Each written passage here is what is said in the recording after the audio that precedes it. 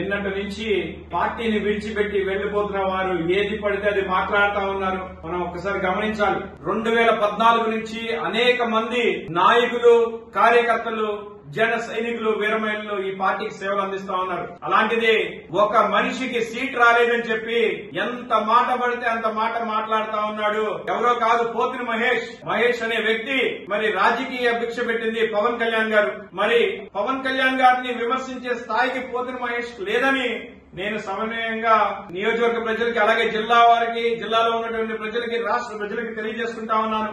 ఎందుకు పార్టీ పెట్టారు అనేది ప్రశ్నిస్తా ఉన్నాడు. కొత్త తరం రాజకీయం చేయాలి, కొత్త తరం రాజకీయ నాయకులు తయారు చేయాలి, కొత్త తరం పరిపాలన అందించాలని పవన్ కళ్యాణ్ గారు మరి పార్టీ పెట్టిన సంగతి మనందరికీ తెలిసిందే.